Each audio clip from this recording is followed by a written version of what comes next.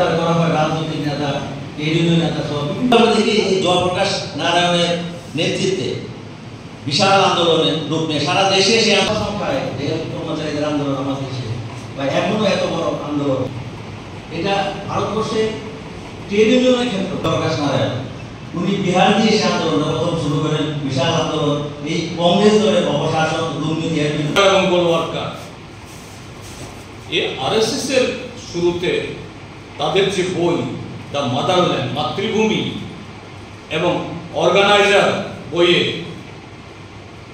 তারা বারবার লিখেছেন যে আমাদের লড়াই ব্রিটিশের বিরুদ্ধে না, আমাদের লড়াই হিন্দুদের ঐক্যবদ্ধ করা। হিন্দু, মুসলমান, শিখ, খ্রিস্টান, বৌদ্ধ ধর্ম বর্ণ নির্বিশেষে ব্রিটিশদের দ্বারা নিষ্পেষিত, তার বিরুদ্ধে লড়াই করছে।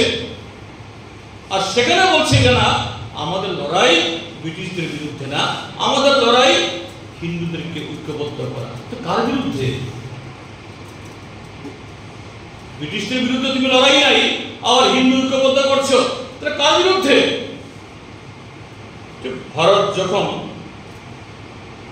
রক্তাক্ত ছিল সেই সময়তেও ভারতের যারা শত্রু, স্বাধীনতার যারা শত্রু, সেই স্বাধীনতার লড়াইয়ে যে শক্তি ঐক্যবদ্ধভাবে আমাদের দেশকে মুক্ত করার জন্য লড়াই করছে, এদেরকে ভাগ করার জন্য তখন থেকেই তারা সেই পিস সরাচ্ছে।